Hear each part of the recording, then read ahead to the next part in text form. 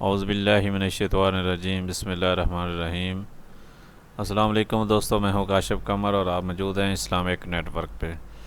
دوستو، Islamic net work میں ہم کتاب الاذکار میں آج جو اذکار پڑھیں گے وہ ہے بڑے فتنوں سے بچاؤ کی آیات کے حوالے سے ہیں۔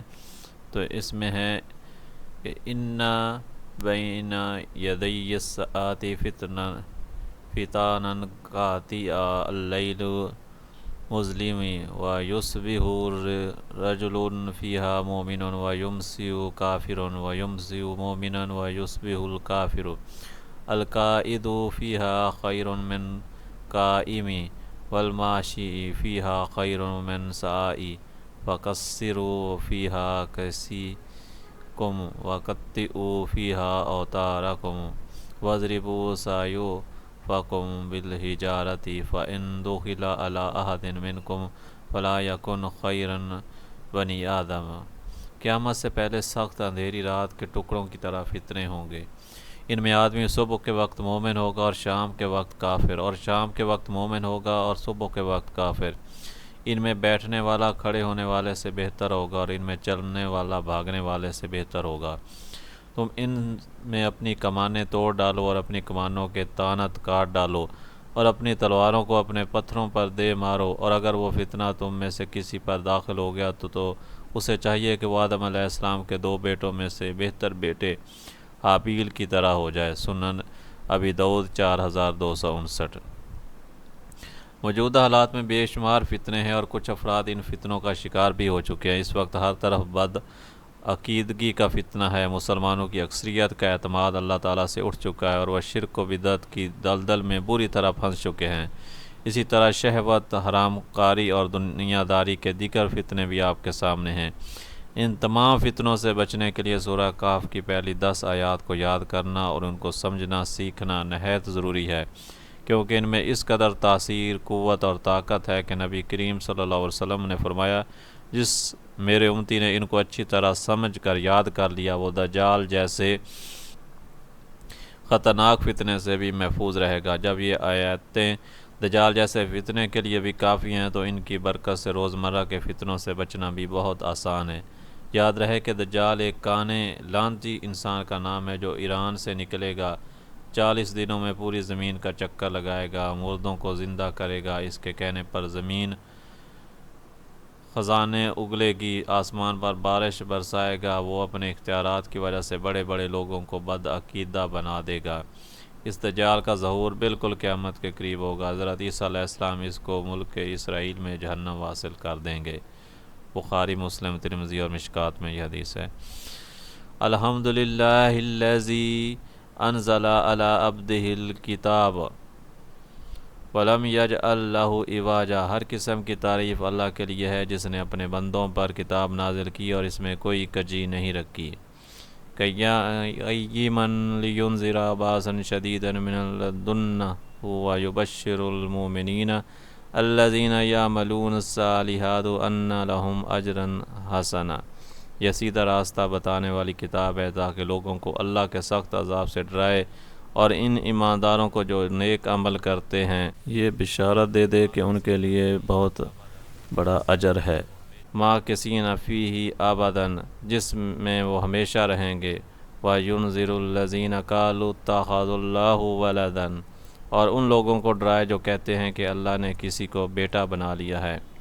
مَا لَهُم بِهِ مِنْ عِلْمٍ وَلَا لِآبَائِهِمْ کبرت کلمات تخرج من افواہہم ان یقولون الا کاذبا۔ اس بات کا نہ تو انہیں خود کچھ علم ہے اور نہ ان کے باپ دادا کو تھا۔ بہت ہی سخت بات ہے جو ان کے منہ سے نکلتی ہے، جو کچھ وہ کہتے ہیں سراسر جھوٹ ہے۔ فَلَعَلَّكَ بَاخِعٌ نَفْسَكَ عَلَىٰ آثَارِهِمْ إِن لَّمْ يُؤْمِنُوا بِهَٰذَا الْحَدِيثِ آسَفًا۔ آپ شاید ان کافروں کے پیچھے اپنے آپ کو ہلاک کر ڈالیں گے اس غم سے کہ یہ لوگ اس قرآن پر ایمان کیوں نہیں لاتے۔ إِنَّا جَعَلْنَا مَا عَلَى الْأَرْضِ زِينَةً لَهَا لَنَبْلُوَهُمْ أَيُّهُمْ أَحْسَنُ عَمَلًا۔ اور جو کچھ زمین پر موجود ہے اسے ہم نے اس کی زینت کو بنا دیا ہے تاکہ ہم انہیں آزمائیں کہ ان میں سے کون اچھے عمل کرتا ہے۔ وَإِنَّ لَجَائِلُونَ مَا عَلَيْهَا سَعِيدًا جُرُزًا، اور یہ جو کچھ زمین میں ہے ہم اسے ایک چٹیل میدان بنا دینے والے ہیں۔ ام حسبت ان اصحاب الکہف والرقیم کانوا من آیاتنا عجبا، کیا آپ یہ خیال کرتے ہیں کہ غار اور کتبے والے ہماری قابل تعجب نشانیوں میں سے ہیں؟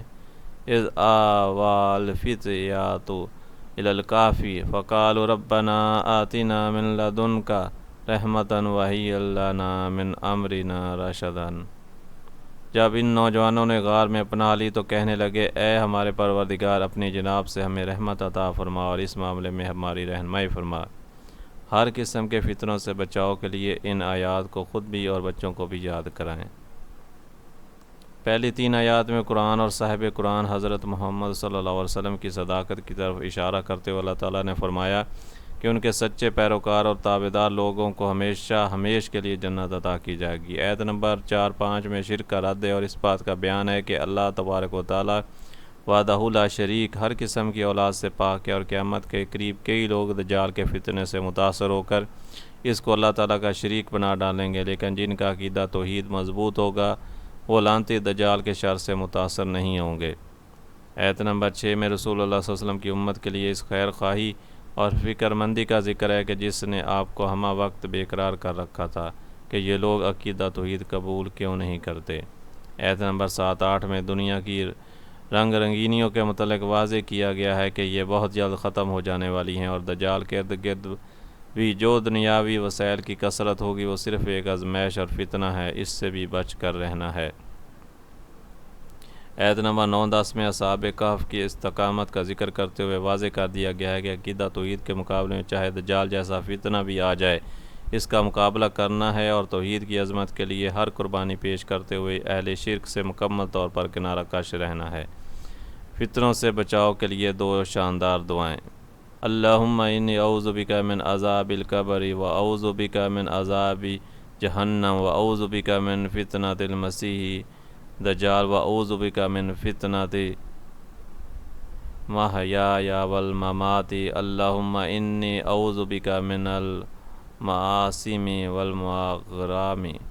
اے اللہ، یقیناً میں آپ کی پناہ چاہتا ہوں عذاب قبر سے، اور آپ کی پناہ چاہتا ہوں جہنم کے عذاب سے، اور آپ کی پناہ میں آتا ہوں مسیح دجال کے فتنے سے، اور آپ کی پناہ میں آتا ہوں زندگی اور موت کے فتنے سے۔ اے اللہ، بے شک میں آپ کی پناہ میں آتا ہوں گناہوں سے اور قرض سے۔